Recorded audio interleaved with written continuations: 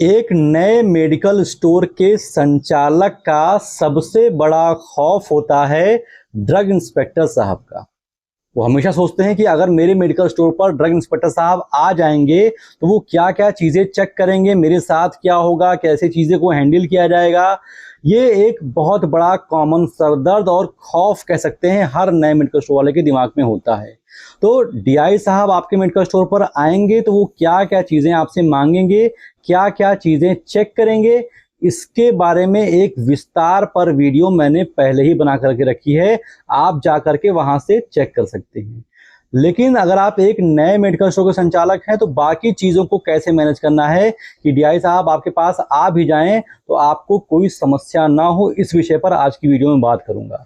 सबसे पहले आपके लिए एक राहत की बात बता दूं कि ड्रग इंस्पेक्टर साहब, अगर आपका मेडिकल स्टोर खुले हुए 1 साल से कम हुआ है तो आपके मेडिकल स्टोर पर डीआई साहब के आने की संभावना मात्र 4 से 5% होती है, क्योंकि अगर आपको मेडिकल स्टोर खोले 1 साल भी नहीं हुआ है तो डीआई साहब के पास पर्याप्त पॉइंट्स नहीं होंगे आपको उसमें फंसाने के लिए। तो ज़्यादातर डीआई साहब मेडिकल स्टोर खुलने के 1-1.5 साल बाद में ही आपके दुकान पर आएंगे, आप निश्चिंत रहिए। दूसरी चीज़ आपको मैं बताऊंगा कि वो कौन कौन सी चीजें हैं जो आप अगर डेली लाइफ में करते चले जाएंगे तो आपको डीआई साहब कभी भी कोई दिक्कत क्रिएट कर ही नहीं सकते हैं। बहुत कॉमन चीजें हैं, बहुत सिंपल चीजें हैं, बस उसको डेली फॉलो करना है। सबसे पहली चीज, शेड्यूल H1 का रजिस्टर मेंटेन करना।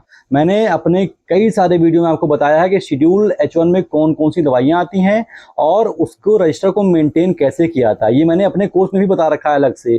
तो आपको क्या करना है, सबसे पहले डेली बेसिस पर आप जो दवाइयां बेचते हैं आपको जानकारी होनी चाहिए कि उसमें शेड्यूल H1 की दवाइयां कौन है। आपको डेली बेसिस पर शेड्यूल H1 की दवाइयां मेंटेन करनी है, उसका एक अलग सा रजिस्टर बनाना है और उसको अपने रजिस्टर में मेंटेन करना है डेली बेसिस पे।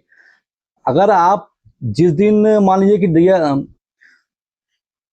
दूसरी चीज, आपको रोज कम से कम 4-5 बिल तो काटना ही है। अगर आप ऑनेस्टी से काम कर सकें, अगर आपके पास मार्ग एप्लीकेशन है तो आप जितने कस्टमर को दवाइयां दें, मार्ग एप्लीकेशन में तो सुविधाएं ये भी होती हैं कि आपने किसी को 2 टैबलेट भी दी तो आप वहां पर उसका भी बिल दे सकते हैं। तो अगर पॉसिबिलिटी है, अगर आपके पास मार्ग एप्लीकेशन है तो आप सब कस्टमर को बिल काट के देंगे, आपका सिर दर्द कम रहेगा।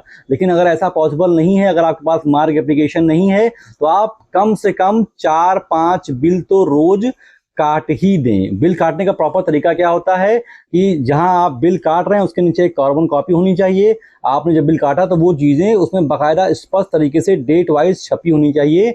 उसमें दवाइयों का नाम साफ दिखाई दे, बैच नंबर, एक्सपायरी, सारी चीजें साफ साफ दिखाई देनी चाहिए, ताकि डीआई साहब आपके पास आए, आपसे पूछे कि भैया हमको दिखाओ कि आप क्या बिल काटते हो, कैसे काटते हो, तो आप फटाक से दिखा पाओ साहब ये सितंबर महीने का बिल है, देखिए मैंने इतना जो है मैंने माल बेचा। इसके अलावा अपना स्टॉक चेक करना।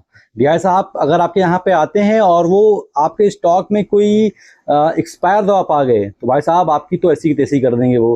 तो अपने स्टॉक को चेक करना है आपको कि कहीं कोई एक्सपायर दवा तो आपके पास नहीं। अगर एक्सपायर दवा आपके पास है तो एक जो अलग रैक बताया गया है मेरे द्वारा, आप उस अलग रैक में रखें, इसमें साफ लिखा होना चाहिए कि not for sale expired medicine. आप उसी अलग वाले खाने में उसको रखेंगे।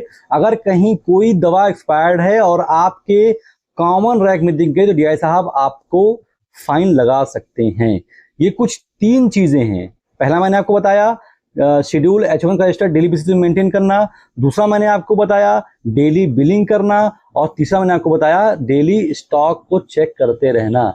ये 3 चीजें अगर आप प्रॉपर तरीके से कर रहे हैं तो इन्हीं बेसिक 3 चीजों में आदमी फंस जाता है। और ये बहुत कॉमन, बहुत हल्की चीजें हैं। अगर आप इनको डेली करेंगे तो आपको सर पे आपके हेडेक भी नहीं रहेगा और आपका काम भी हो जाएगा। लेकिन आदमी इसको रोज करता नहीं है, और जब एक बैग अचानक से डीआई साहब आते हैं तो ये सारी चीजें इतना भयानक तरीके से टूटी बन जाती हैं कि आपको डीआई साहब को जवाब देने में हालत खराब हो जाती है। कुछ चीजें ऐसी हैं जो मैं खोल के बोल नहीं सकता हूँ। मेरा नंबर मेरे उसमें दिया हुआ है, आप चाहें तो मुझे कॉल करके बात कर सकते हैं, मैं आपको समझाऊंगा। लेकिन बस मुझे लगता है कि समझदार के लिए इशारा काफ़ी है, और ये 3 चीज़ अगर आप फॉलो करेंगे तो आपको कोई टेंशन नहीं होगी। इसके अलावा आपको एक चीज़ और बतानी है कि अगर आप मेडिकल स्टोर खोलने वाले हैं, अभी आप प्लान कर रहे हैं, अभी आप पढ़ाई लिखाई कर रहे हैं, आपको मेडिकल स्टोर खोलना है लेकिन उसके विषय में आपको कोई नॉलेज नहीं है, तो ऐसे लोगों के लिए मैंने एक कोर्स लॉन्च किया है। इसका नाम है शिवनीता मेडिकल स्टोर कोर्स। ये कोर्स आपकी मेडिकल स्टोर खोलने में बहुत तगड़ी हेल्प करेगा। इस कोर्स का दाम मैंने मात्र 50 रुपए रखा है ताकि ये आप सबके लिए पॉकेट फ्रेंडली रहे। इसका लिंक आपको डिस्क्रिप्शन में बड़े आराम से मिल जाएगा। फिलहाल इस वीडियो में तो इतना ही।